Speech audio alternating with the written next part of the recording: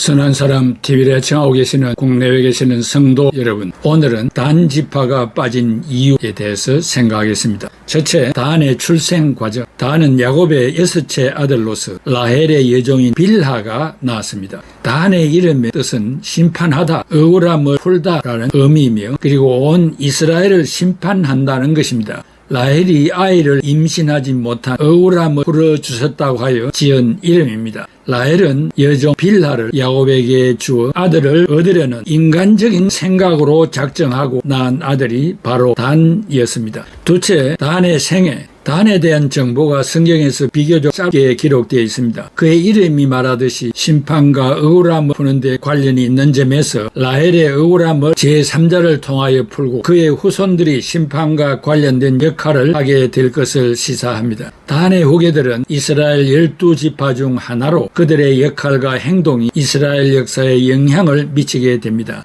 단은 북쪽으로 올라가서 우상을 섬기고 율법에 명령한 제사장 제도를 제멋대로 임명하고 12지파에 속한 자로서 감당할 수 없는 우상 숭배의 죄를 범하게 된 것입니다. 결국 단 지파는 계시록 7장 5절 이하에 나오는 마지막 12지파의 계열에서 제외되었습니다. 요한 1서 5장 21절에 보면 자녀들아 너희 자신을 지켜 우상에게서 멀리하라라고 우상에 대한 처신을 말씀하고 있습니다. 셋째, 야곱이 12자녀들에게 준 축복과 예언. 야곱은 죽음이 가까이 오자 아들들에게 축복을 내리며 각자에게 미래를 예언해 주었습니다. 단에 대한 예언은 다소 모호하지만 중요한 의미를 내포하고 있습니다. 적은 첫째, 아버지 야곱은 단에게 이스라엘의 한 지파로서 백성들을 심판할 것이라고 예언했습니다. 둘째는 야곱은 단을 길가의 뱀으로 비유하며 뱀이 말을 물어서 그 탄자를 뒤로 떨어지게 할 것이라고 하였습니다.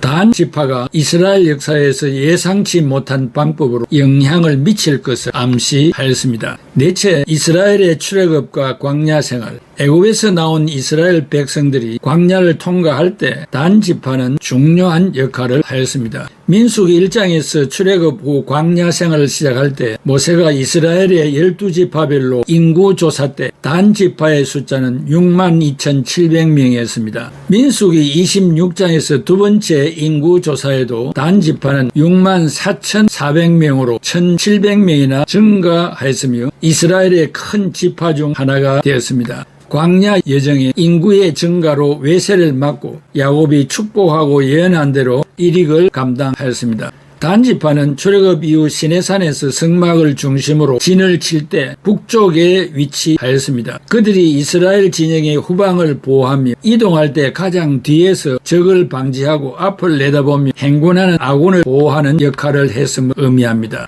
다섯 번째, 12지파가 가나안을 정복하고 영토를 분배했습니다. 가나안에 입성한 후 단 지파는 처음에는 지중해 근처의 해안 지역을 분배받았습니다. 그러나 이 지역은 블레셋과 잦은 충돌로 안정적으로 정착하기 어려웠던 지역이었습니다. 단 지파는 강력한 블레셋 족속과의 지속적인 갈등으로 영토를 수호하는 데 어려움을 겪었습니다. 이러한 난관 때문에 단 지파는 북쪽으로 이주하여 새로운 영토를 찾아 나섰습니다. 사사기 18장에서 단 지파는 라이스라는 평화로운 도시를 싸움으로 정복하여 그곳을 새로운 영토로 삼고 그 도시의 이름을 단이라고 바꾸고 그곳에 정착하여 어느 지파보다도 넓은 영토를 소유하게 되었으며 새로운 역사를 시작하였습니다. 단 지파는 여호수아에게서 분배받기 전 북쪽으로 올라가서 무분별하게 땅을 확보하였습니다. 사사기 18장 1절에 그때에 이스라엘의 왕이 없었고 단 지파는 그때에 거주할 기업의 땅을 구하는 중이었으니 이는 그들이 이스라엘 지파 중에서 그때까지 기업을 분배받지 못하였습니다 라고 기록되어 있습니다. 여호수아 19장 40절에서 46절에 보면 그 이후에 단 지파도 분배받았다고 기록되어 있습니다.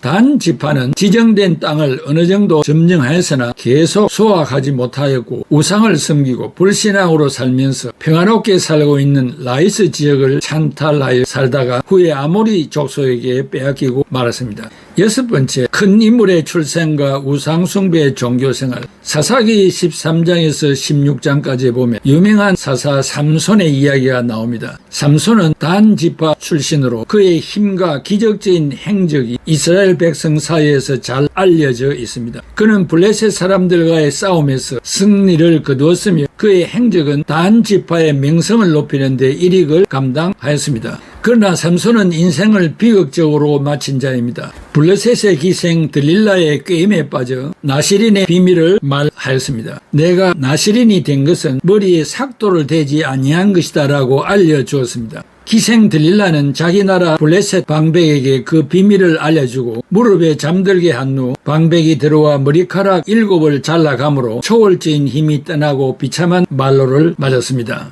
여자의 말을 들을 때 신중하게 생각해야 합니다. 삼손은 하나님에게 구원해 달라고 애원하여 눈이 빠지고 연자 맷돌을 갈면서 회개하였습니다. 한 번의 실수로 큰 사명을 감당하지 못하였습니다. 그럼에도 불구하고 단 지파는 우상숭배와 잘못된 종교적 생활이 일상화되기도 하였습니다. 사사기 18장에서는 단 지파가 미가의 집에서 우상을 훔쳐 그들의 신으로 섬기게 되었습니다. 이는 단 지파가 어머니 라헬이 인간적인 방법으로 아이를 낳은 것처럼 이스라엘 백성들 사이에서 율법적 순수성을 유지하지 못하고 우상숭배에 빠졌음을 보여줍니다.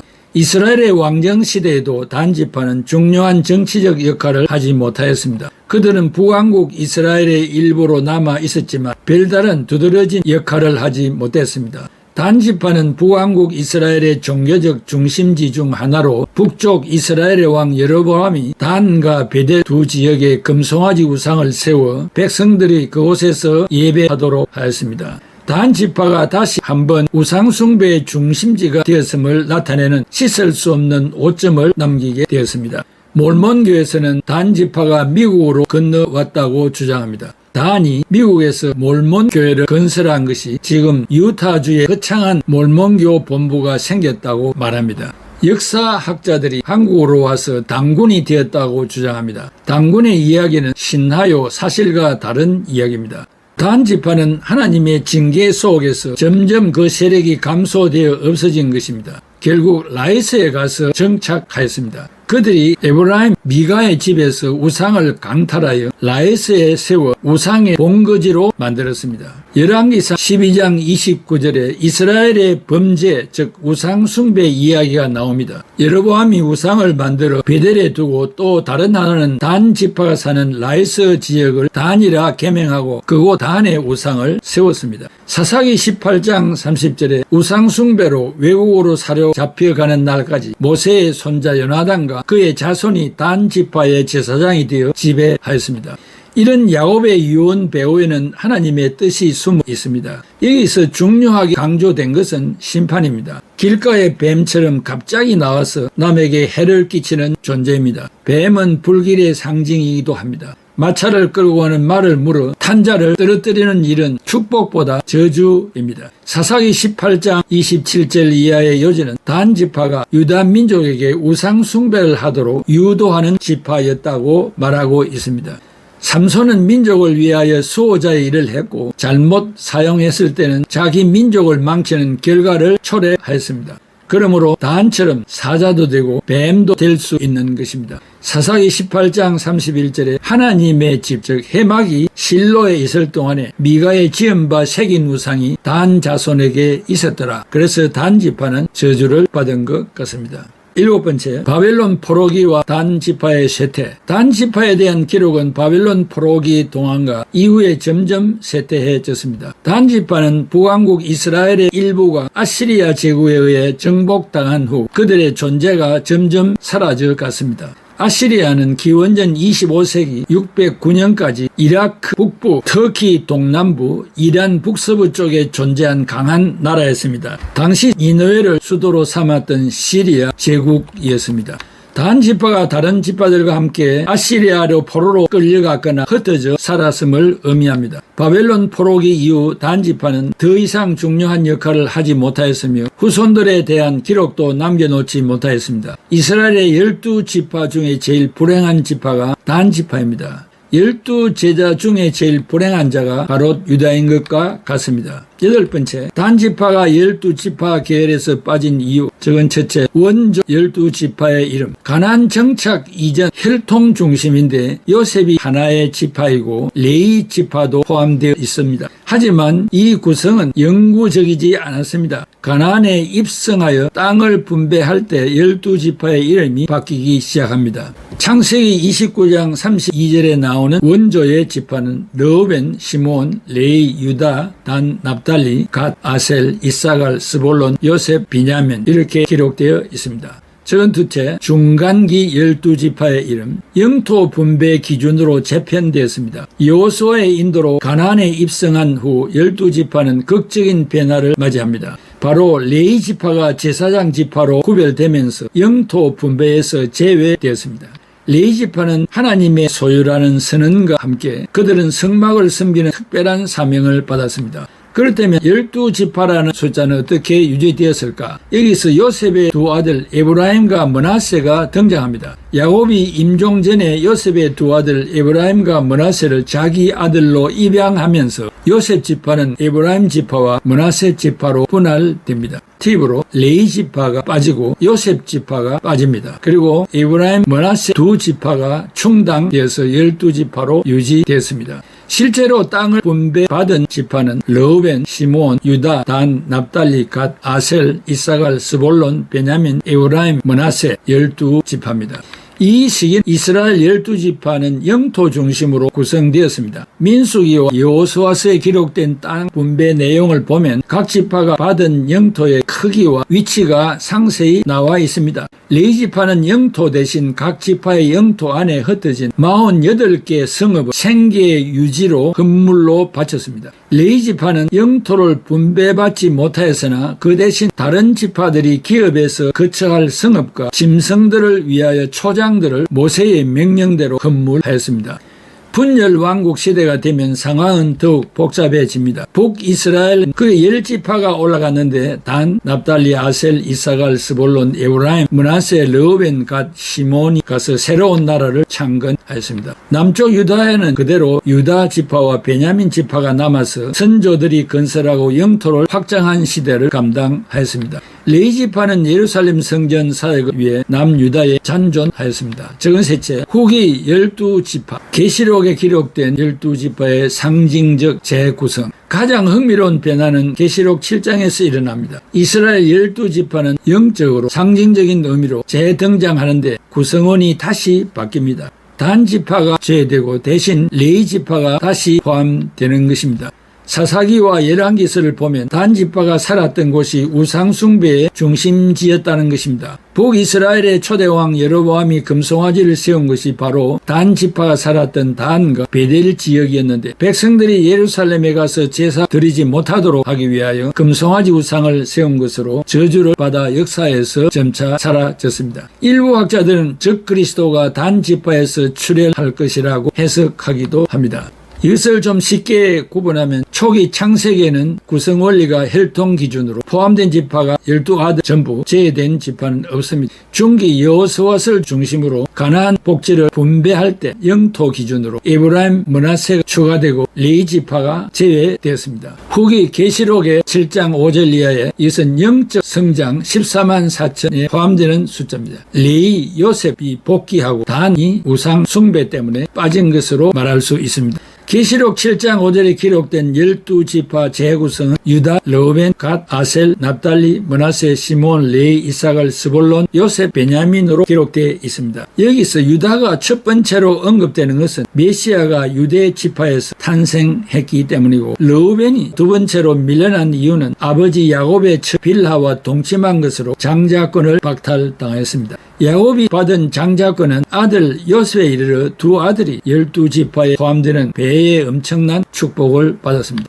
유다는 야곱과 레아 사이에서 출생한 자로서 창세기 44장의 처음에는 자기 유익을 위하여 살았으나 차츰 변하여 동생 베냐민의 안전을 위해 자신이 대신 노예가 되겠다고 자청하는 일이 있었고 이기적인 행동과는 달라졌는데 유다가 형제의 책임과 사랑을 보여주었습니다. 유다 지파는 창세기 49장에서 야곱이 유다에게 내린 축복과 예언을 통해 왕권과 메시아의 혈통의 중심으로 된 것이며 역사적으로 다윗 왕과 예루살렘 중심의 남유다 왕국의 기반이 된 것입니다. 결국 유다 지파의 조상이 되었습니다. 그리고 단 지파가 빠지고 레위 지파가 복귀되었으며 에브라임 대신 요셉 지파가 등장하여 12지파가 유지되었습니다. 흥미롭게도 요셉과 므낫세가 동시에 등장하였습니다. 일반적으로 요셉 지파를 언급할 때는 아들 에브라임을 대표하기 때문에 이는 에브라임 대신에 요셉이라는 이름을 사용한 것으로 해석됩니다. 이렇게 12지파는 시대마다 다른 의미와 역할을 하게 되었습니다. 단과 에브라임이 빠진 이유는 성경에 나타나지 않지만 북왕국 여로보암 왕이 유다에 있는 예루살렘 성전에 가서 제사를 드리지 못하도록 단과 베델의 금송아지 우상을 세운 것이 단 지파와 에브라임 지파가 세우기 때문이라고 학자들이 말합니다. 모세의 장막을 세운 자는 유다의 브살렐과 단의 오홀리압이었고 단의 자손이지만 예루살렘 성전을 건축할 때도 다윗의 친구인 히람이 손재주가 좋았다면 우상제단 건축에도 수종 들었을 것으로 예측하고 있습니다. 결론적으로 12지파의 변화의 핵심 이유는 초기에는 혈통 중심으로 야곱의 12아들이 그대로 지파가 되었고 중기에는 영토 분배를 위해 레위를 제외하고 에브라임과 므낫세를 포함했으며 후기에는 영적 의미로 단과 에브라임을 제외하고 레위를 복귀시켰습니다. 결국 12지파는 고정된 개념이 아니라 시대적 상황과 신학적 의미에 따라 유연하게 변화된 것입니다. 요셉 지파는 야곱의 축복으로 2배의 기업을 받아 2지파로 나뉘었고 단과 에브라임 지파는 우상 숭배의 죄로 최종 명단에서 제외되었습니다. 성경을 읽을 때 이러한 배경을 알고 있으면 이스라엘 12지파에 대한 이해가 훨씬 깊어질 것입니다. 기도하겠습니다. 고마우신 아버지 하나님, 은혜와 사랑을 감사합니다. 창세기로부터 계시록에 이르기까지 12지파의 변화의 과정을 꼭 이해하고 우리 자신의 신학적인 지식으로 삼을 수 있도록 지혜와 총명을 허락하여 주시옵소서. 예수 그리스도의 이름으로 기도하옵나이다. 아멘.